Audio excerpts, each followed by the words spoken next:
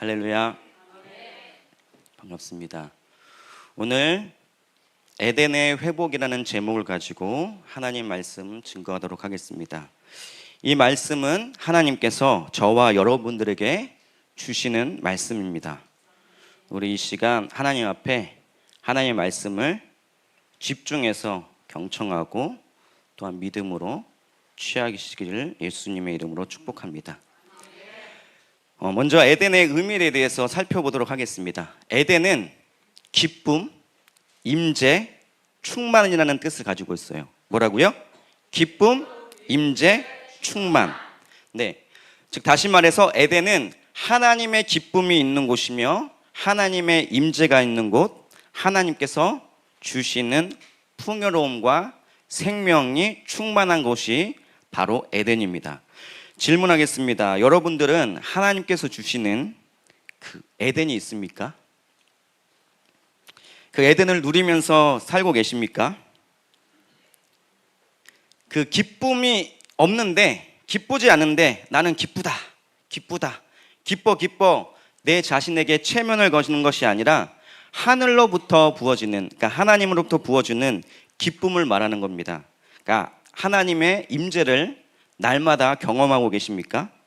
하나님께서 주시는 풍요로움과 그 생명으로 충만하십니까?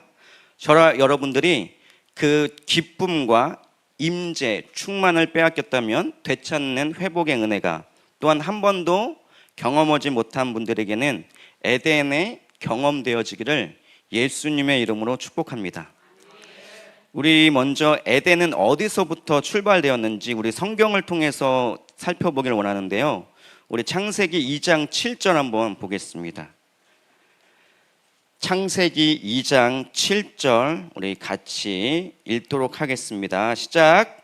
여호와 하나님이 땅의 흙으로 사람을 지으시고 생기를 그 코에 불어넣으시니 사람이 생명이 되니라.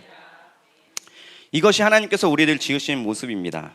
그러니까 흙, 먼지 같은 존재를 생기 하나님의 영 성령께서 들어가실 때 우리는 살아있는 존재가 되었다는 것이죠. 그러니까 우리의 존재는 하나님의 영 성령이 계실 때 비로소 하나님 보시기에 살아있는 존재가 된다는 것입니다. 아무리 우리가 육신을 가지고 살아도 하나님의 영이 없으면 하나님 보시기에 잠들어 있거나 혹은 죽은 존재라는 것입니다. 왜냐하면 그의 영에는 잠들어 있거나 죽어 있기 때문이죠. 그러니까 하나님의 영으로만 살아갈 수 있다는 것이에요. 그래서 성경은 이 땅에 예수님 믿고 죽은 자들을 그리스도 안에서 잠자는 자들이다라고 이렇게 표현하고 있습니다. 왜냐하면 예수님이 재림하실 때 육은 소멸되었으나 예수님께서 부활하셨던 모습과 같이 우리는 부활의 몸을 입을 것이기 때문입니다. 그러니까 저와 여러분들은 어떻습니까? 하나님 보시기에 살아있는 것 같습니까? 아니 잠들어 있는 것 같습니까? 아니면 죽어 있습니까? 오는 밤 살아나는 역사가 일어날 것입니다. 아멘. 우리 다시 보겠습니다. 2장 8절 다시 한번 보겠습니다. 그 다음 절 창세기 2장 8절 시작. 여호와 하나님이 동방의 에덴에 동산을 상설하시고.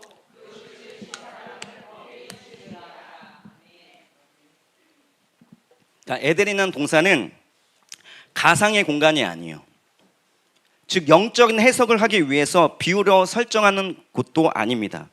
실제 하나님의 나라가 이 땅 가운데 이루어지도록 하나님께서 에덴이라는 동산을 지으셨습니다. 믿으십니까? 왜 그러셨을까요? 하나님과 함께 그 기쁨을 누리고 하나님의 임재, 하나님의 영광으로, 그러니까 하나님께서 주시는 풍요로움과 생명이 충만함을 누리기 위해서입니다. 그러니까 아담은 매일 무엇을 했을까요? 하나님과 함께 기쁨을 누리지 않았을까요? 하나님과 함께하는 것이 기쁨이지 않았을까요? 하나님의 얼굴을 매일 대면했던, 매일 보면서 살지 않았을까요? 하나님과 전혀 꺼리낌이 없어요. 하나님의 얼굴 보는 것이 불편하지가 않아요. 두려워하지도 않아요. 하나님께서 매일 주시는 그 풍요로움과 생명이 가득 차 있어서 모든 피조물들에게 나누어 주지 않았을까요? 우리 1장 18절 한번 읽어볼게요. 창세기 1장 18절 우리 같이 읽겠습니다. 시작. 아니, 창세기 1장 28절이요. 창세기 1장 28절 우리 한 목소리로 같이 읽겠습니다. 시작.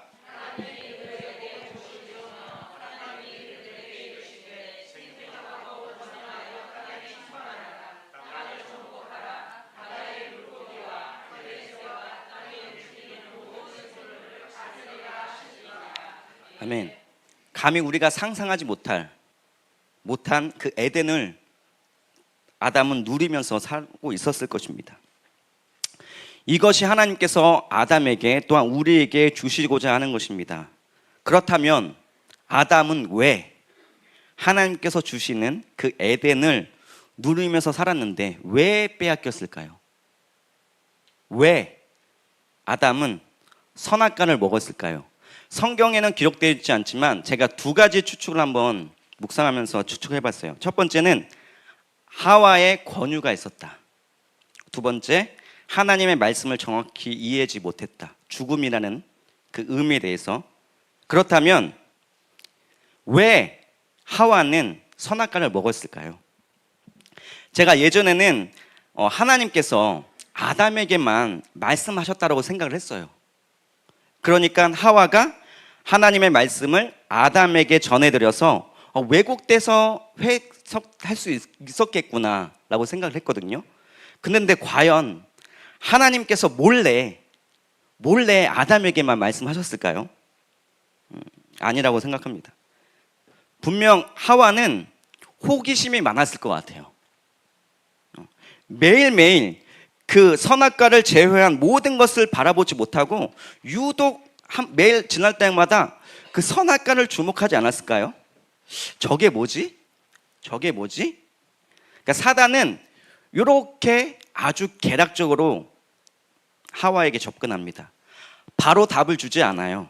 질문을 합니다. 우리 창세기 3장 1절 한번 볼까요? 사단은 평소 하와가 궁금해하던 질문에 다시 질문을 던집니다. 우리 창세기 3장 1절 한번 같이 읽도록 하겠습니다. 시작.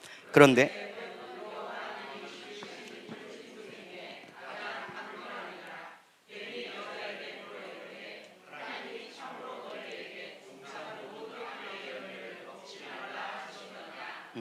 이렇게 질문해요. 야, 너 모든 나무의 열매를 먹지 말라고 하셨어? 하나님이? 그러면 하와가 뭐라고 얘기하죠? 2절, 3절 같이 읽겠습니다. 시작. 여자가 뱀에게 말하되 동산 나무의 열매를 우리가 먹을 수 있으나 동상 중앙에 있는 나무의 열매는 하나님의 말씀에 너희는 먹지도 말고 만지지도 말라 너희가 죽을까 하노라 하셨느니라. 아멘. 하와 이렇게 대답하죠. 아니, 모든 나무는 아니고 저 중앙에 있는 선악과는 먹지 말라고 하셨어. 그리고 이렇게 얘기하죠. 죽을까 하노라고 했죠. 약간 의심이 담겨지지 않을까요? 진짜 그렇게 될까? 자신의 하나님을 해석을 하죠. 근데 우리 또한 그 하와처럼 이렇게 미성숙하게 때로는 악하게 행동할 때가 있어요. 그때 사단이 바로 이렇게 질문에 답을 제시합니다. 3장 4절 5절 같이 읽겠습니다. 시작. 뱀이 여자에게 이르되 너희가 결코 죽지 아니하리라 너희가 그것을 먹는 날에는 너희의 눈이 밝아져.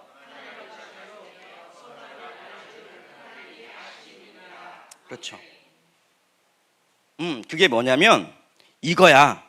사단이 그 말씀을 해석하죠. 아니, 죽지 않아. 너 오해하고 있어. 하나님이 너가 하나님처럼 될까봐 숨기신 거야. 사단이 말씀을 해석하고 있습니다. 그러니까 사단이 이렇게 접근하죠. 평소 우리가 품었던 그 마음과 생각을 계속 자극해요. 그리고 해석을 하게 합니다. 하나님의 말씀이 아닌. 그리고 전도하게 하죠. 어떻게 할까요? 자, 한번 보세요. 자, 제가 한번 보세요. 하와가 남편 아담을 재촉했을 거예요. 자, 이렇게 자기야, 날 사랑 한번 먹어봐. 그렇겠죠? 그러면 아담이 어떻게 했을까요? 안 돼, 절대 안 돼. 하나님 먹지 말라고 했어. 이때 하와는 날 사랑하지 않는구나. 아니야. 자기는 내 뼈 중에 뼈고 내 살 중에 살이야. 그러면 그럼 먹어봐. 안 되는데. 됐어. 이러면 어떻게 할까요? 아담이 자기야 왜 그래. 됐어. 자기는 날 사랑하지 않는가 봐. 봐봐. 나 먹었는데 나 죽지도 않았는데 나 안 죽었잖아. 그러니까 먹어봐. 이때 아담이 망설이다가 먹었겠죠. 그렇지 않았을까요? 그러니까 제가 어떤 말씀을 드리고 싶으냐면 하나님의 사람은 결코 사람의 말에 움직여서는 안 된다는 것이죠. 감정에 의해 우리의 신앙이 결정되면 안 되는 것이죠.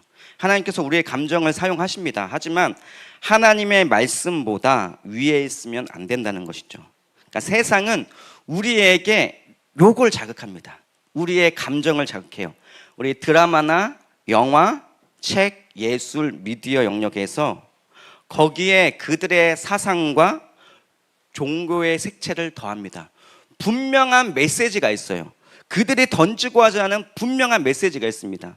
세상은 하나님과 반대되는 사상이나 종교의 색채를 미디어를 통해서 사람의 감정을 자극하고 움직입니다. 혹시 MBTI 중에 F 계십니까? 하나님께서 주시는 그 감정을 어떨 때는 국률이라고 착각할 때가 있어요. 그리고 하나님의 말씀을 감정적으로 접근할 수가 있어요. 그러니까 예를 들어서 이런 거예요. 구약 당시에 여러분은 구약성이 있는 사람이에요. 하나님 말씀에 죄 있는 자는 돌로 치라고 했잖아요. 그럼 우리 인간적으로 봤을 때 어떻게 그래? 어떻게 그래? 너무한 거 아니야? 이렇게 반응할 수 있겠죠. 그렇죠? 그럼 이 한편에는 하나님 너무하신 거 아니야? 그러니까 이렇게 우리에는 감정으로 하나님 말씀 앞에 또한 우리의 세상의 메시지 앞에 반응할 때가 있다는 것이죠. 그러니까 사단은 그걸 이용하지 않을까요? 사단은 우리의 약점을 너무나 잘 알고 있어요. 하나님과 사단의 차이가 뭐냐면 하나님은 우리의 약점을 드러내셔서 그 목적이 치유하시고 회복하시기 위해서 드러내시는데 사단은 우리의 약점을 드러내서 수치와 정죄와 멸망으로 이끄는 것이죠. 즉 우리를 멸망시키기 위해 자꾸 사단은 우리의 약점을 드러냅니다. 사단이 이건 너무나 잘 알고 있어요. 만약 사단이 아담에게 바로 접근했으면 실패할지도 모르겠어요. 근데 사단은 하와의 그 허점을 노렸어요.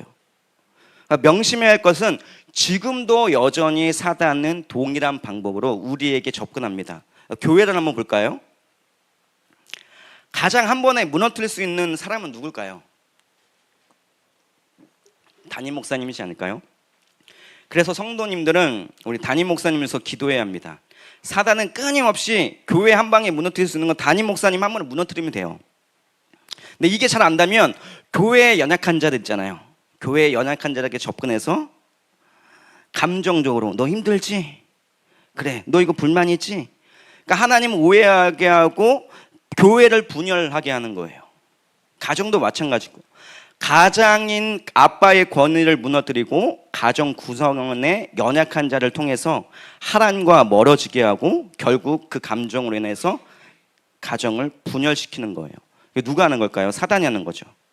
다시 정리하겠습니다. 저와 여러분들은 평소 품었던 그 생각과 마음이 무엇입니까? 그리고 그것을 어떻게 해석하시나요?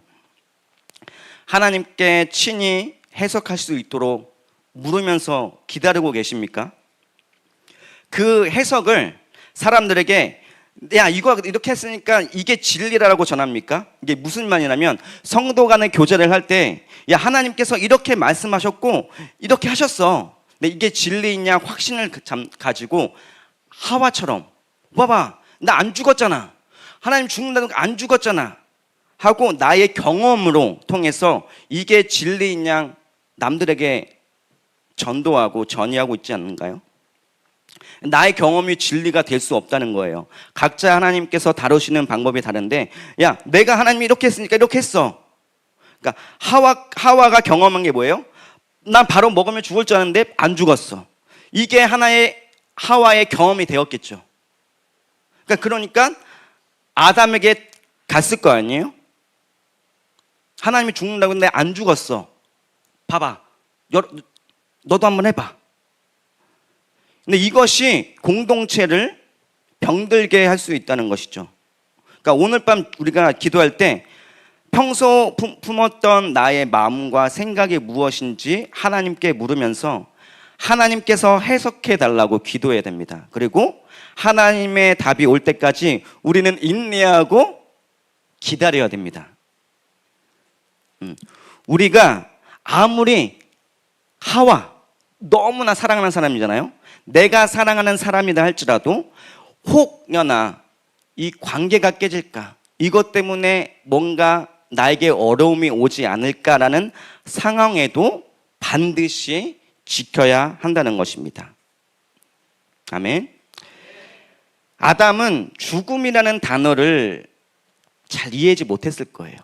이게 무슨 말이냐면 마치 우리가 부활을 우리가 눈으로 직접 경험하지 못했잖아요. 근데 믿음이잖아요. 근데 부활이 무엇인지, 정말 부활의 몸이 무엇인지 우리는 나중에 그렇게 될 거라고 하지만 우리는 실감이 아직 피부로 경험하지 않았잖아요. 실감이 나지 않았던 것처럼 아담은 죽음이라는 그것이 실감하지 못했을 거예요. 하와는 이렇게 설득했잖아요. 봐봐, 안 죽었잖아. 하나님이 먹는 건 죽는다고 했는데 안 죽었잖아. 그러니까 먹어봐. 괜찮아. 만약 아담이 죽음이라는 의미가 어떠한지, 어떠한 대가를 치르는지, 어떠한 의미인지 알았다면 과연 먹었을까요? 우리는 눈에 보여지는 현상으로 살 때가 너무 많아요. 그러니까 구약의 선지자들을 보면 잘 알 수가 있습니다. 왜 그들이 핍박과 조롱을 당했죠? 그러니까 우리야 성경을 알고 있고 누가 참 선지자인지 누가 거짓 선지자인지 우리는 알 수 있지만 그 현장에 우리가 돌아간다면 과연 저와 여러분들은 누가 참 선지자인지 거짓 선지자인지 알 수 있었을까요? 누가 하나님의 선지자인지 알기 위해서는 하나님의 말씀이 성취되는 시간이 필요하다는 것입니다. 하지만 인간들은 당장 하나님의 답을 듣기 원해요. 아니, 자신의 길을 하나님이 동의해 주기를 원해요. 당장 하나님의 말씀이 해석되지 않을 때 보여지는 현상으로 결론을 내려서는 안 된다는 것이에요. 아담은 하와의 모습을 보면서 당장 죽지 않는다는 현상을 주목했을 거예요. 그렇다면 왜 아담은 왜 단호하게 하와의 말과 행동에 책망하거나 거절하지 못했을까요? 그건 안 돼, 죄야 할 수 있잖아요. 왜 거절하지 못했을까요? 왜 하나님은 아담과 하와가 먹기 전에 오셨으면 얼마나 좋을까요? 근데 왜 오시지 않았을까요? 왜 오시지 않았을까요? 하나님은 다 지켜보고 계시는 거죠. 저와 여러분들의 마음과 생각, 말과 행동을 다 보고 계시는 거예요. 그러니까 현 시대에 선악과의 유혹이 왔을 때 얘네들이 어떻게 대처하나, 이걸 어떻게 다스리는지 다 보고 계신다는 거죠. 우리가 이렇게 얘기했잖아요. 하나님, 내가 죄 짓기 전에 먼저 오시지. 응?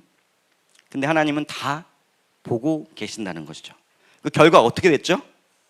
결과가 어떻게 됐어요? 우리 3장 8절 볼까요? 결국 어떻게 됐죠?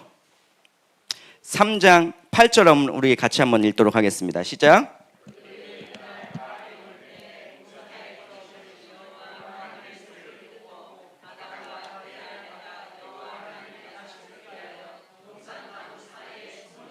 10절 이르되 내가 동산에서 하나님의 소리를 듣고 내가 버섯성으로 들어와 숨었나이다.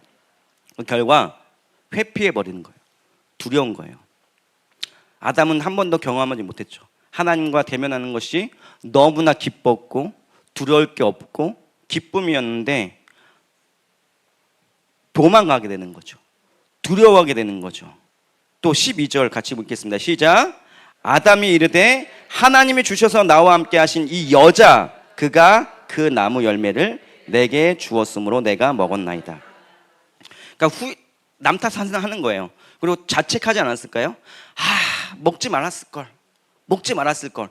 후회하고 자책하고 얘 때문에 너 때문에 너가 유혹 안 했으면 내가 안 그랬을 텐데 남 탓을 했겠죠. 그리고 3장 7절 읽겠습니다. 시작. 이에 그들의 눈이 밝아져 자기들이 벗은 줄을 알고 무화과 나무 잎을 엮어 치마로 삼았더라. 이제 부끄러운 게 알았잖아요. 그러니까 가리는 거죠. 내 힘으로 수치를 가립니다. 그리고 3장 24절 시작. 3장 24절 우리 같이 한 목소리로 읽겠습니다. 3장 24절 시작. 이같이 하나님이 그 사람을 내쫓아내시고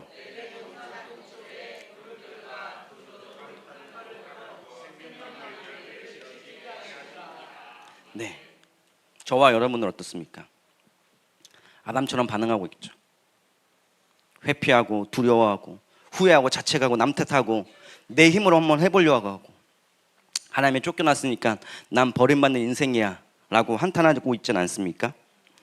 우리 에덴에 빼앗긴 삶을 우리 성경을 통해서 다시 자세하게 살펴보겠습니다. 우리 에덴이 뜻이 뭐라고 했죠? 기쁨, 임재, 충만. 자, 첫 번째 에덴을 빼앗긴 삶은 기쁨을 빼앗겨 버렸어요. 기쁨을. 제가 읽을게요. 기쁨을 빼앗기니까 슬픔과 애통이 있겠죠. 그렇죠? 출애굽기 6장 9절입니다. 제가 읽을게요. 모세가 이와 같이 이스라엘 자손에게 전하나 그들이 마음이 상함과 가혹한 노역으로 말미암아 말을 듣지 아니하였다. 기쁨을 빼앗겨 버린 거예요. 그러니까 슬픔과 애통이 넘쳐나는 거죠. 이들이 애굽에 종살이 했잖아요. 이들은 내일이라는 미래가 없는 삶이에요. 근데 마음의 상함을 이거를 히브리 원어로 미꼬제르 루아르인데 이 뜻이 영이 짧아진 거예요. 그러니까 마음이 상한 것은 영이 짧아졌다는 거죠. 즉 영이 잠들어 있을 수 있다는 거예요. 그러니까 희망이 꺾이고 지쳐 있고 절망하고 숨이 턱거리는 이 마음 상태 때문에 절망적이라는 거죠. 그리고 또 뭐예요? 가혹한 노역. 왜? 이들은 기도했어요. 출애굽기 6장 5절에 보면 이스라엘 자손의 신음 소리를 내가 듣고, 그러니까 이스라엘 자손이 신음했다는 거예요. 간절히 기도하지는 않았겠지만 하나님 좀 도와주세요 호소하지 않았겠어요? 근데 그렇게 부르짖었어요. 근데 하나님의 말씀을 듣지 못해요. 하나님이 이제 구원하실 그 하나님의 사람을 통해서 보내주시는데 알아보지 못해요. 절대 알아보지 못해요. 왜? 이미 이 사람들은 마음이 상했어. 영이 짧아졌어. 가혹한 노역으로 이들은 너무 몸이 지치고 마음이 지쳐 있는 거예요. 우리의 모습이 아닐까요? 먹고 사는 문제 중요하죠. 근데 지나친 노동은, 지나친 일은 그게 아무리 사역이라 할지라도 하나님과 관계를 단절시킬 수 있다는 거예요. 저도 이 고민 많이 했습니다. 내가 사역자로 부르신 게 맞나? 너무 사역을 그만두고 세상에 나가볼까? 왜 없었겠어요? 이미 마음이 상했죠. 소망이 없고. 그런 경험 다 있지 않으신가요? 근데 하나님은 성경에는 마음이 상하면 영이 짧아졌다는 거예요. 하나님의 음성을 보내줘도 못 듣는다는 거예요. 그리고 세상은 계속 일만 해. 그렇죠? 계속 돈 벌어야 돼, 돈 벌어야 돼, 이래야 돼. 이게 다 나쁜 뜻일까요? 우리 가정을 지키기 위해서, 뭔가 지키기 위해서 하잖아요. 근데 지나친, 가혹한, 참을 수 없는 강제 노동이 정신적으로, 육체적으로 압박을 받고 있었다는 것이죠. 이사야 61장 1절에는 나를 보내사 마음이 상한 자를 고치고 포로된 자에게 자유를, 갇힌 자에게 노임을 선포하며, 예수님이 이 땅에 오셔서 마음이 상한 자를 고치셨대요. 마음이 상한 자는 이 출애굽과 좀 다른 게 뭐냐면 브로큰하트예요. 마음이 깨져버린 거예요. 아예 산상조각 나버린 거예요. 깨어지고 상처가 완전히 박살 나버린 상태인 거죠. 그래서 하나님의 위로가 필요한 자들이에요. 근데 이게 방치되면 어떻게 돼요? 무포로가 되는 거예요. 묶여 있는 거예요. 근데 우리 육으로 이게 묶여 있으면 모르겠는데 영으로 묶여 있는지를 잘 몰라요. 우리가 나의 의지, 나는 이거 원하지 않아 하지만 어쩔 수 없이 끌려가는 우리의 인생 있지 않나요? 묶여 있는 거. 뭔가 자유를 빼앗기고, 뭔가 자유를 빼앗겼는데 뭔가 사로잡힌 인생, 뭔가 어떤 거에 뭔가 사로잡혔어. 근데 이게 또 방치되면 어떻게 돼요? 갇혀버리는 거예요. 이제 감옥살이를 해보는 거예요. 포로된 자는 끌려가기만 하는데 요게 방치가 되면 아예 이제 gat혀버리는 거예요. 나의 의지와는 이제 어떻게 할 수가 없어요. 묶여버리는 거예요. 이게 바로 뭐죠? 중독이고, 중독이 되어버리는 거 아닌가요?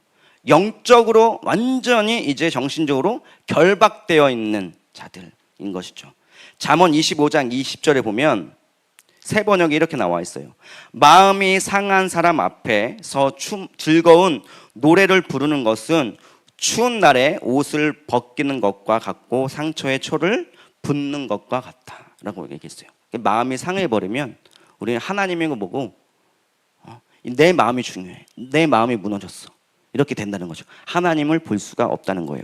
그러나 마음이 상할 때 하나님 앞에 나아갔던 자들이 있습니다. 한나가 그랬죠.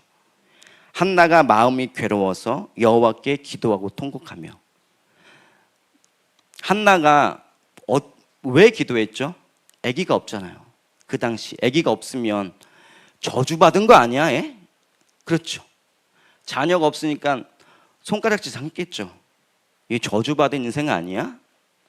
그 문제로 마음이 얼마나 괴로웠겠어요. 마음이 브로큰 됐겠죠. 근데 마음이 괴로워서 누구에게 갔대요? 하나님께 가서 통곡을 했다는 거예요. 그리고 다윗이 이렇게 고백하죠. 그러므로 내 심령이 속에서 상하며 내 마음이 내 속에 참담하나이다. 우리 시편 51편 17절에 하나님께서 구하시는 제사는 상한 심령이라. 하나님이여 상하고 통회하는 마음을 주께서 멸시하지 아니하시리다. 하나님은 우리에게 그 빼앗긴 그 기쁨을 회복되게 원하세요. 슬픔과 애통으로만 머물러 있지 않기 원하세요. 한나와 다윗과 같이 그 슬픔을 가지고 하나님 앞에 나아가길 원하신다는 것입니다. 저를 따라해 주시면 감사하겠습니다. 주여, 한나와 다윗처럼 그 슬픔과 애통을 가지고 하나님 앞에 가겠나이다. 네, 두 번째입니다. 에덴을 빼앗긴 삶이 두 번째 뭐가 있을까요? 하나님의 임재를 빼앗겨 버렸어요. 하나님의 임재. 두 번째 뜻이 임재라고 했잖아요. 하나님의 임재, 하나님의 영광, 하나님의 얼굴을 빼앗겨 버린 거예요. 그러니까 하나님이 내 삶의 부재 안 계신다. 하나님이 계시면 한번 나타나 보세요. 우리가 하나님은 건방지게 하나님을 시험할 때가 있죠. 근데 하나님의 얼굴을 구하지만 하나님의 임재가 없다고 느껴질 때 우리는 두 가지를 체크해야 되는 겁니다. 첫 번째는 죄로 인한 부재가 아닌지, 하나님 나 사이에 가로막고 있는 죄가 없는지를 체크해야 되고요. 두 번째는 믿음을 달아보기 위해 침묵하실 때가 있어요. 네, 이때 나의 반응이 어떠한지 체크를 해야 됩니다.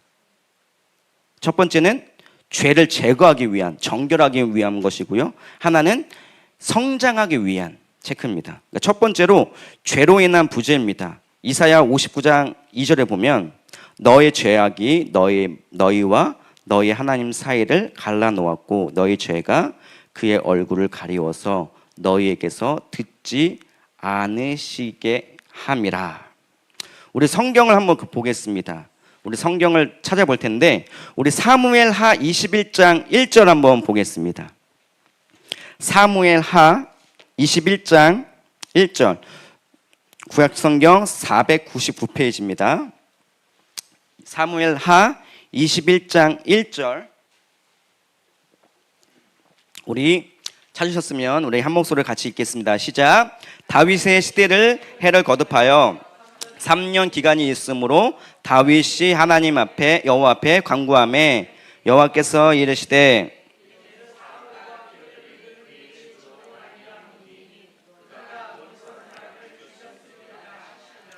아멘. 왜 사울은 왜 기드온을 죽였을까요? 2절입니다. 시작.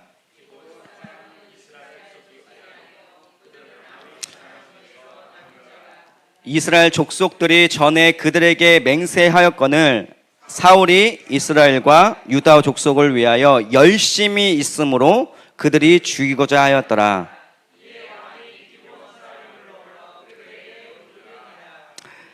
기본 사람들은 어떠한 사람들입니까? 여호수아 때 정복한 그 가나안 정복 때 이스라엘과 동맹한 나라지 않습니까? 물론 여호수아의 실수였지만 결코 그 동맹을 함부로 깰 수가 없어요. 그런 기브온을 뭐라고 나와있어요? 사울이 누구를 위해서? 이스라엘과 유다 족속을 위하여 열심을, 그러니까 이것이 기브온 사람을 죽이는 것이 하나님의 뜻이야. 이게 이스라엘과 우리나라를 위한 것이야 라고 이 마음으로 죽였다는 거예요. 그러면 사울은 하나님을 몰라도 너무 모르는 거예요. 하나님은 그것을 악으로 여기셨어요. 그리고 최소한 10년에서 20년 후에 그 사울의 죄를 다윗에게 물으십니다. 다윗은 영적으로 굉장히 민감한 자였고 하나님 말씀에 반응하는 자였어요. 신명기 11장 17절에 보면 여호와께서 너희에게 진노하사 하늘을 닫아 비를 내리지 아니하여 땅이 소산을 내지 않게 하심으로 너희가 여호와께서 주신 아름다운 땅에서 속히 멸망할까노라. 다윗은 이 말씀을 가지고 나가지 않았을까요? 3년 동안 기근이 늦지 않는 이유는 분명히 하나님께서 진노하시는 건데 하나님 앞에 나아가 묻습니다. 그때서야 하나님이 대답하세요. 침묵을 깨시고. 그러니까 이 말은 사울은 하나님께 묻지 않았던 거예요. 그러니까 하나님께서 침묵하셨겠죠. 그러니까 하나님 뭐라고 하세요? 이거 사울과 피를 흘린 그의 집으로 말미암은 거야. 왜냐? 그가 기브온 사람을 죽였어. 이때 다윗은 어떻게 반응하는지 우리 2절 하반절부터 3절 한번 읽게요. 이에부터 다시 읽게. 시작. 이에 왕이 기브온 사람 불러 그들에게 물으니라. 3절 시작. 다윗이 그들에게 묻되 내가 너희를 위하여 내가 어떻게 속죄하여야 너희가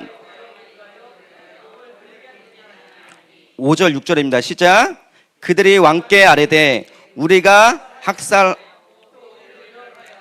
이스라엘 영토 내에 머물지 않게 하려고 모해한 사람의 자손 7사람을 우리에게 내주소서. 여호와께서 택하신 사울의 고을 기브아에서 우리가 그들을 여호와 앞에서 목매어 달겠나이다 하니 이 왕이 이래 내가 내주리라. 와. 다윗이 불러서 내가 어떻게 하면 좋겠냐? 너희가 여호와의 기업을 위하여 복을 빌겠느냐? 그러니까 이들의 대답은 괜찮아요 왕이요, 괜찮습니다 라고 할 수 있는데 아니에요. 그 7사람을 내놓으래요. 이게 인간적으로 봤을 때 굳이 그렇게까지 해야 돼? 근데 우리 지난 그 인카운터 지저스에 오신 분들은 이게 아실 거예요. 목사님이 속건제 말씀하셨잖아요. 그렇죠? 배상제물.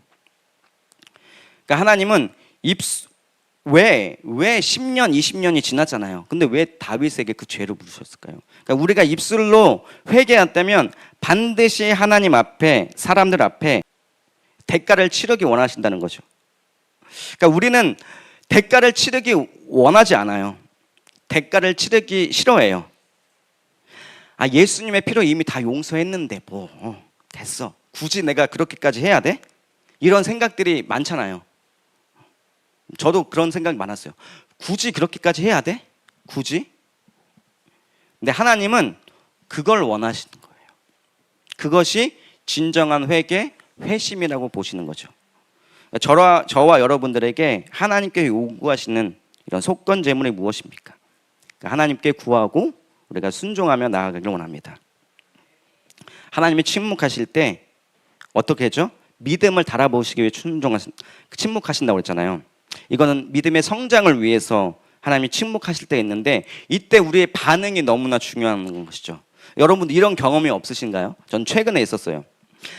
하나님의 뜻을 구했지만 즉각 답이 없을 때 믿음으로 미리 땡겼어. 주실 거 믿습니다. 땡겼는데 아무런 일이, 시간이 지나도 아무런 일이 일어나지 않아요. 이때 우리의 마음이 어떻게 해요? 마음이 상하겠죠. 실족하겠죠. 하나님에 대한 원망함이 우리 안에 불쑥불쑥 올라오겠죠. 여전히 내가 미성숙한 내 모습을 보면서 자책할 수도 있겠죠. 그리고 하나님 앞에 하나님 나 상처받았어요 라고 할 수도 있겠죠. 근데 이때 조심해야 돼요. 많은 분들이 여기서 멈춥니다. 여기서. 우리가 실수할 수 있고 미성숙할 수 있는데 그 다음 액션이 중요합니다. 그 다음에 우리가 어떻게 나가야 합니까? 예수님은 우리는 너무나 잘 알고 계셨어요. 너무나. 우리 위해서 이렇게 기도하셨죠. 우리를 시험에 들게 하지 마시고. 그러니까 우리가 시험에 들지 않기 위해서 예수님이 중보하셨다는 거예요. 여전히 중보하고 계시죠. 하지만 더 나아가 예수님이 이렇게 기도하셨어요. 이게 저는 너무 소망이더라고요. 다만 악에서 구하옵소서. 이 말은 시험에 들어서 악에 빠져 있을 때 구해달라고 하나님께 요청하는 거예요. 그러니까 우리가 신앙생활 할 때 하나님이 침묵하실 때 아까처럼 죄 분명히 다뤄야 되겠지만 우리의 믿음을 달아보실 때, 침묵하실 때 우리가 믿음으로 착각하고 연약함 때문에 먼저 움직일 때가 있어요. 근데 이것이 우리의 삶에 인생에 더 악순환이 올 수가 있어요. 인생이 더 힘들어지고 피폐해질 수 있어요. 근데 이때 우리가 잊지 말아야 할 것은 우리에게 악에서 구해달라고 하나님께 요청하시는 예수님의 중보기도를 기억해야 된다는 거예요. 요한복음 2장에 보면 갈릴리 가나 혼인잔치에 포도주가 떨어졌어요. 다 아시죠? 예수님의 어머니 마리아가 예수님께 이래요. 예수님 포도주가 없어요. 그러니까 예수님이 여자여 나와 무슨 상관이 있습니까? 내 때가 아직 이르지 않았습니다. 했죠. 이때 만약에 마리아가 가만히 있었으면 표적이 일어났을까요? 수로보니게의 여인, 하나님께 찾아온 그 여인. 하지만 예수님이 이렇게 얘기해요. 야, 나는 이스라엘 집 외에 잃어버린 양 외에 보내심을 받지 않았어 라고 딱 얘기했을 때 이 여인이 그렇죠, 가만히 있고 돌아갔다면 그녀의 딸이 나았을까요? 하나님께서 희스기야에게 야, 넌 이제 죽고 살지 못해 라고 했을 때 그가 받아들이고 반응하지 않았다면 그가 15년이라는 시간을 연장받을 수 있었을까요? 제가 최근에 이걸 경험했어요. 낙심이 되더라고요. 더 악순환이 되더라고요. 근데 제가 묵상을 하면서 너무 힘들고 마음이 힘들고 그럴 때 이게 생각났어요. 믿음으로 나갔던, 주님 제가 연약해서 제가 미성숙해서 제가 그렇습니다, 인정합니다. 하지만 하나님 주님 저를 불쌍히 여겨주시고 그 하나님 앞에 나아갑니다. 하나님 그거 기뻐하시지 않을까요? 제가 그 기도를 올려드리는데 하나님이 요거 기뻐하시겠다라는 마음 들어요. 우리는 이런 실수가 할 때가 있어요. 하나님이 성숙하게 원하실 때 분명히 테스트가 있는데 이 한 단계 업그레이드하게 원하시는데 이 단계에 끝에 가서 먼저 갈 때가 있어요. 먼저 갈 때. 그때 우리는 자책하죠. 내가 왜 그랬지? 이때 자책하지 마시고 여기서 끝나지 마시고 더 나아가, 주님 인정하세요. 주님 저 그래요. 아직 미성숙해요. 부족해요. 하지만 주님 저를 불쌍히 여겨주셨어. 내가 믿음으로 주님 앞에 나아갑니다. 그러면 예수님께서 가시다가 한번 돌아보시지 않을까요? 삭개오, 바디메오, 주여 나를 다윗의 자손이여 나를 불쌍히 여기서 할 때, 제자들이 야 시끄러 저리 가 할 때 그가 위축됐다면 아무런 역사가 일어나지 않겠죠. 근데 더 간절히 더 크게 주님 나를 불쌍히 여겨주세요 할 때 예수님이 고개가 탁 돌아가지 않았을까요? 요거를 하나님이 원하시는 것 같아요. 그러니까 너무 자책하지 마세요. 너무 힘들어하지 마세요. 인정하시고 하나님 앞에 더 믿음으로 반응하는 저와 여러분들에게 예수님의 이름으로 축원합니다. 하나님께서 욥에게 믿음의 태세를 하셨을 때 하나님은 다 보고 계셨어요. 그리고 그는 모든 시간을 통과한 후에 이렇게 고백합니다. 내가 죽게 대하여 귀로 듣기만 하였사오나 이제 눈으로 배옵나이다. 이것이 우리의 결단과 고백과 결단이 되기 원합니다. 저를 따라주세요. 주여 보기를 원합니다. 주님의 얼굴을 보기 원합니다. 네, 마지막 세 번째, 에덴을 빼앗긴 삶 세 번째는 뭐라고 했죠? 충만. 하나님께서 주시는 충만을 빼앗겨 버린 거예요. 공허함이죠. 이미 잘 들으세요. 이미 하나님께서는 각자에게 다 주셨어요. 이미 주셨어요. 이미. 근데 그때 목사님 설교 기억하시죠? 지키고 계십니까? 그 중에 빼앗겼던 것이 뭡니까? 근데 가장 슬픈 건 뭐냐면 분명 빼앗겼는데 뭐가 뺏겼는지 잘 모른다는 거예요. 그렇죠? 이것이 우리의 눈으로 딱 보여지면 좋겠는데 우리의 눈 안 보여지는 영역이 있다는 거예요. 그러니까 보여지는 영역 가운데 우리의 삶 가운데 자꾸 구멍난 물질이 있잖아요. 쓸데없이 돈이 흘러가는 거, 이렇게 그런 것이나 관계가 어긋난 것들이나, 그러니까 우리 삶에 보여지는 게 자꾸 빼앗긴 것들이 있다면 그건 우리가 눈에 보이니까 우리가 그것을 대책을 세우고 우리가 대책을 세울 수 있지만 안 보이는 영역, 영적 영역이 있다는 거예요. 그러면 이건 어떻게 대책을 세울 수가 있다는 겁니까? 그러니까 하나님으로부터 받은 그 풍요로움이 여러분들에게 있습니까? 그러니까 다시 정리해 드릴게요. 하늘의 은사들, 우리가 은사에 대해서 공부했잖아요. 하나님의 은사 이미 주셨는데 빼앗기거나 아니면 사용하지 않아서 녹이 들고 방치되어 있는 것들이 있지 않습니까? 그러니까 하나님께서 우리에게 풍요로움과 생명을 충만하게 하신 이유는 아까 얘기했지만 나 자신만을 위해서 주신 게 아니에요. 아담은 하나님의 그 의도를 알았을 거예요. 그래서 그가 다스릴 때 자기 마음대로 피조물을 조종하거나 이렇게 하지 않았어요. 그는 분명히 피조물들과 함께 누렸을 거예요. 그 하나님께 주시는 그 풍요로움과 그 생명을 함께 누렸을 거란 말이죠. 저와 여러분들은 어떻습니까? 여호수아처럼 그 사단에게 빼앗긴 하나님으로부터 온 그 풍요로움과 생명을 되찾아야 되지 않겠습니까? 단지 물질 세계만을 말하는 것이 아니에요. 영적인 세계도 동일한다는 것입니다. 그러니까 하나님께서 우리를 훈련하실 때 가난을 허락하실 때가 있어요. 근데 궁극적 목적이 그게 아니죠. 그렇죠? 우리가 풍요롭고 생명이 충만하기를 원하시는 거예요. 창세기 21장 28절에 보면 하나님은 하늘의 이슬과 땅의 기름짐이 풍성한 곡식과 포도주를 내게 주기를 원하노라. 이 야곱의 축복이 저와 여러분들에게 임하기를 예수님의 이름으로 축복합니다. 에베소서 1장 3절에 보면 우리 주 예수 그리스도의 아버지께서 그리스도 안에서 하늘의 모든 신령한 복을 우리에게 주시되, 우리에게 주셨다는 거예요. 저와 여러분들에게 주시고자 하나님의 아버지의 마음입니다. 이게 받기를 원하십니까? 근데 슬픈 건 거부하는 자들이 있어요. 제가 예전에 그랬어요.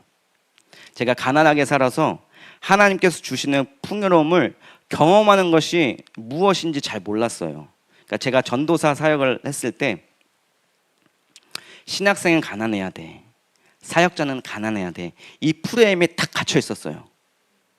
그러니까 물론 하나님께서 훈련하십니다. 왜 훈련하시? 광야의 시간을 보내게 하셔요. 왜? 철저히 하나님만 바라보게 하셔. 근데 그게 목적이 아니잖아요. 그렇죠? 그게 나만 바라봐.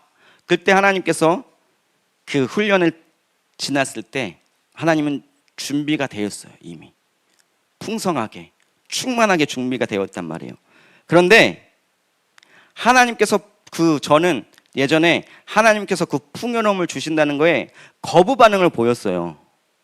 그러니까 하나님의 주신 그 풍요로움을 제가 거절했어요. 거절하고 오히려 가난을 선택했어요. 지금 제 삶을 돌아와 보면. 근데 그것이 저는 그때 하나님이 주신 보시기에 이게 좋은 모습이라고 착각했어요. 이게 믿음이야. 이거 하나님 이뻐하시겠어. 내가 이렇게까지 했는데 하나님 나 이뻐하시겠지. 나 복 주시겠지? 그러니까 말은 그렇게 안 했지만 내 마음 한구석에 그런 게 있지 않았을까요? 이미 하나님이 그때그때마다 그 풍요를 주시는데 그거를 거절해버리고 아니야 나는 가난할 거야. 이런 삶은 하나님 앞에 믿음도 아니고 아무것도 아니에요. 교만인 거예요. 교만. 다시 한번 말하지만 하나님은 우리에게 육적으로 영적으로 풍요로움과 생명이 충만하기를 원하세요. 왜 그러실까요? 풍요가 없는 자에게, 생명이 없는 자에게 나누어 주기 위해서가 아닐까요? 그렇죠? 요한복음 10장 10절에 내가 예수님이 온 것은 양으로 생명을 얻게 하고 더 풍성히 얻게 하려는 것이다. 이것이 결여되면 공허할 뿐이에요. 내가 뭔가 열심히 하는데 뭔가 내 삶에 비어있고 공허하면 이건 점검하셔야 합니다. 삶의 풍요가 아닌, 생명이 아닌 빈곤과 결핍과 영적 가난과 어둠과 죽음이 삼킬 거예요. 근데 이거를 하나님이 주셨다고 착각하시면 안 돼요. 저와 여러분들은 무엇으로 충만하십니까? 우리의 고백과 결단이 있어야 되겠습니다. 우리 저를 따라주세요. 주여, 주님께서 이미 주신 풍요로움과 생명을 되찾겠습니다. 결론입니다. 에덴을 회복할 수 있는 방법에 대해서 마지막으로 이야기하고 기도하도록 하겠습니다. 하나님은 빼앗긴 에덴을 회복하셨어요. 이미 하셨어요.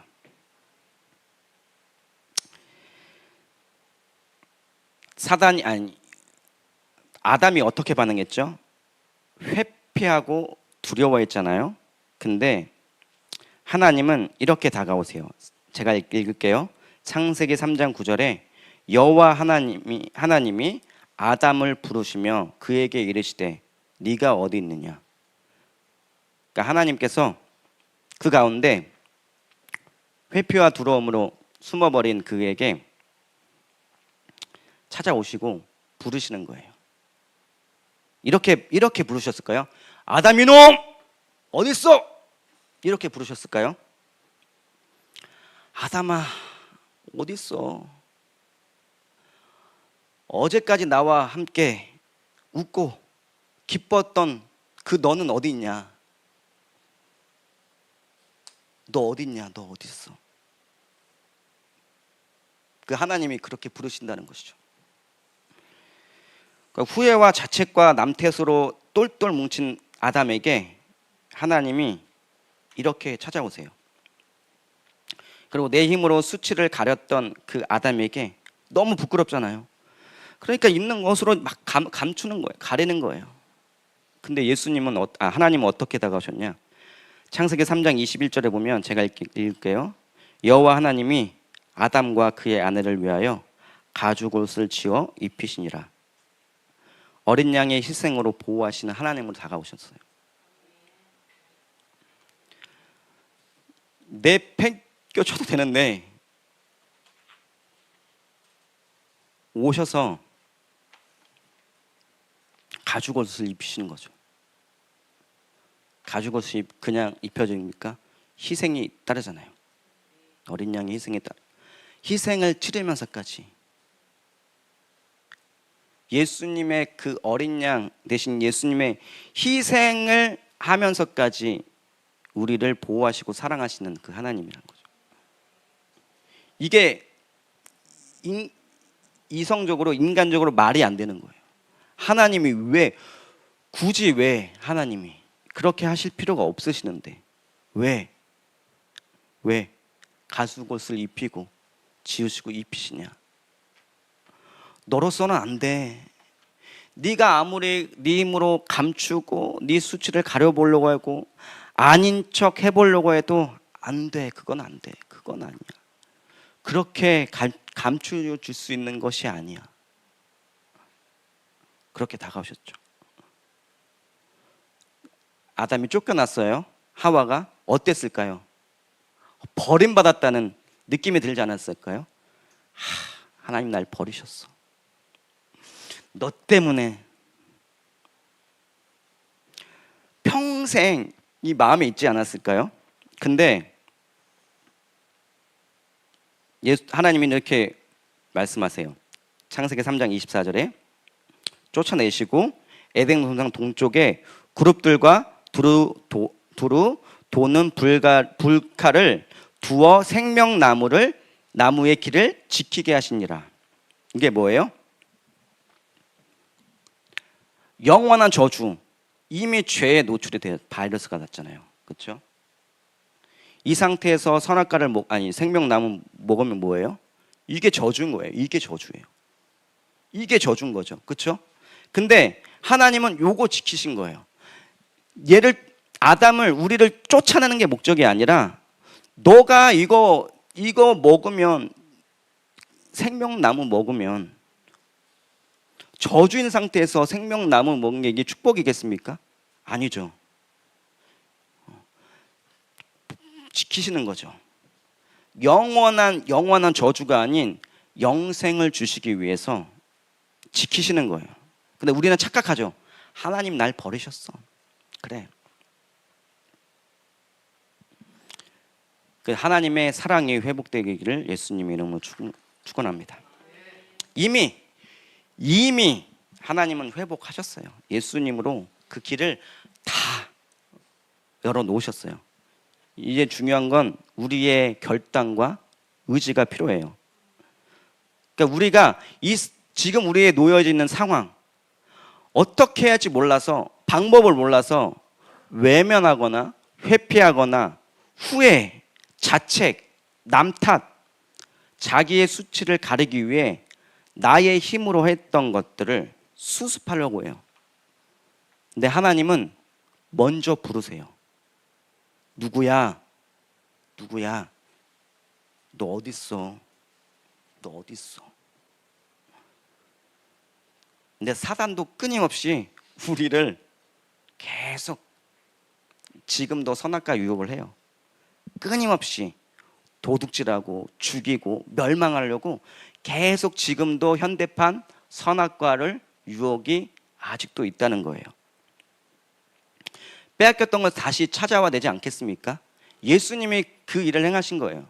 마지막 아담이신 예수님이 예수님께서 광야에 시험 받았을 때 40일 시험 받으시고 사단이 다가오잖아요. 근데 성경에는 성령에 이끌리라고 기록이 되었어요. 사단에 어쩔 수 없이 간 게 아니라 성령에 이끌려. 이거는 반드시 치료되는 거예요. 왜냐하면 이미 빼앗겨 버렸어요. 에덴의 회복, 하나님의 기쁨과 임재와 충만이 빼앗겨 버렸. 사단에게 빼앗겨 버렸다니까요. 근데 요걸 예수님께서 해결하셨어요. 해결하셨습니다. 전에는 불법이었어요. 전에는 이게 합법이었어요. 합법이었다니까요. 근데 지금은 불법이에요. 이게 불법이야. 이미 예수님이 해결하셨어요. 근데 사단은 계속 우리에게 너 그렇잖아. 계속 이미 이제는 방법이 없으니까 이제 이게 불법이니까 얘는 이걸 아니까 사람의 후회하게 하고 자책하게 하고 정죄하게 하고 계속 그렇게 접근한다는 거예요. 그렇게 접근한다는 것이죠. 근데 이미 예수님이 해결하셨다는 거예요. 그거를 우리가 한 게 아니라 예수님이 하셨어요. 저와 여러분 삶에 어떤 영역이 뺏겼습니까? 그 에덴 어떤 영역을 뺏겼어요? 기쁨이 없습니까? 내 삶에 소망이 없고 마음이 상하고 마음이 깨져버리고 영이 짧아져 있고 뭔가 내일에 대한 소망이 없습니까? 절망과 우울 가득 차 있습니까? 다윗처럼 한나처럼 그것을 가지고 하나님 앞에 나아갑시다. 괜찮은 척 하지 맙시다. 나 괜찮아요. 기쁜 척 하지 맙시다. 우리 시간이 지나면 다 해결될 거야 생각하고 우리 회피하지 맙시다. 아프지만 저도 그 과정입니다. 진짜 아프지만 인정하고 하나님이 계속 저에게 그런 훈련을 하고 계시는 거예요. 너 회피하지 마. 직면해. 인정해. 직면해. 아프지만 직면해. 그때 내가 널 도울 거야. 우리가 아프지만 직면해야 되고 하나님 앞에 나아가야 합니다. 하나님의 임재가 없습니까? 아무리 부르짖었는데 하나님이 안 계신 것 같아. 혹시 우리 안에 하나님과의 걸림돌이 없는지 점검하면서 하나님께 기도하고 하나님, 성령님 뭐예요? 그것이 무엇입니까? 하나님과 나 사이에 가로막고 있는 죄가 혹시 무엇입니까? 하나님 속건제물처럼 대가를 치러야 되는 것입니까? 하나님 치르겠습니다. 갖고 죄를 회개하며 나갑시다. 또한 하나님의 믿음의 성장을 위한 테스트라면 혹 우리가 실수할지라도 시험에 들어서 악에 빠졌을지라도 구해주시는 하나님을 경험하면서 다시 믿음으로 반응합시다. 하나님께서 주신 그 풍요로움과 생명이 혹시 없습니까? 결핍과 가난, 관계 속에서 영적인 피폐함만 있습니까? 사단에게 빼앗긴 영역이 무엇인지 하나님께 물으며 되찾아옵시다. 결코 거부하지 맙시다. 우리 마지막 우리 오늘 본문 말씀 이 말씀을 가지고 우리가 기도할 텐데 우리 이 말씀 다시 한번 우리 읽겠습니다. 우리 이사야 51장 3절 말씀 우리 한 목소리로 같이 읽겠습니다. 시작. 나 여호와가 시온의 모든 황폐한 곳들을 위로하여 그 사막을 에덴 같게 그 광야를 여호와 동산 같게 하였으니 그 가운데 기뻐함과 즐거움과 감사함과 장화. 우리말 성경으로 제가 한번 읽겠습니다. 그렇다. 여호와께서 시온을 위로하셨다. 폐허한 시온의 모든 곳을 불쌍히 여기셨다. 그분이 그 광야를 에덴처럼 만드시고 그 사막을 여호와의 동산처럼 만드셨으니 그곳에는 기쁨과 즐거움이 있고 감사의 노랫소리가 그곳에 울려 퍼질 것이다. 하나님은 여러분 위로하십니다. 여러분 책망하시거나 너 왜 그랬어? 너 그거밖에 못해? 그런 분이 아니시라는 거죠. 위로 먼저 하나님 말씀하시잖아요. 먼저 뭐 하셨어요? 위로하셨대요. 여호와께서 형구를 위로하셨다. 나중에 우리말 성경으로 여러분의 이름을 한번 읽어보세요. 여호와께서 형구를 위로하셨다. 먼저 위로하셔요. 먼저. 그리고 폐허한 시온의 모든 곳, 무너진 모든 영역을 어떻게 하신다고요? 불쌍히 여기셨다. 정죄하지 않으셨어요. 정죄하지 않으시고, 무너졌으면 우리도 마음이 무너지잖아요. 근데 그 무너진 것에 대해서 하나님은 긍휼히 보시는 거예요. 이렇게 보시는 거예요. 이렇게 위로하시고 보시고. 여기서 끝나셨을까요? 아니죠. 그 광야, 사막, 이거 어떤 곳이에요? 아무것도 없는 곳이잖아요. 정말 기적이 일어나지 않을, 정말 소망이 아무런 역사가 일어나지 않는 그곳에서 하나님이 에덴처럼 만드시고 여호와의 동산처럼 만드셨다는 거예요. 만드셨다는 거예요. 그리고 우리 자신이 어떻게 반응해야 되느냐? 그렇다면 무너진 성벽을, 무너진 모든 나의 그 에덴의 영역, 빼앗겼던 영역, 하나님의 기쁨과 임재와 그 풍요로운 생명이 충만했던 것을 빼앗겼던, 그것이 무너졌던 그 영역을 느헤미야처럼 재건하기 원하시는 거예요. 이건 우리의 결단이 필요해요. 우리의 의지가 필요합니다. 이미 하셨는데 우리가 가만히 있으면 아무런 일이 일어나잖아요. 이미 다 하셨는데 이거를 우리가 기쁨과 즐거움 노래해야 될 거 아니에요.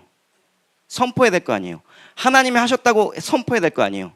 그러면 우리가 믿음으로 우리가 무너진 재건을 할 때 하나님이 도우신다는 거예요. 그럴 때 우리가 기쁨과 즐거움과 감사의 노랫소리로 화답할 수 있습니다.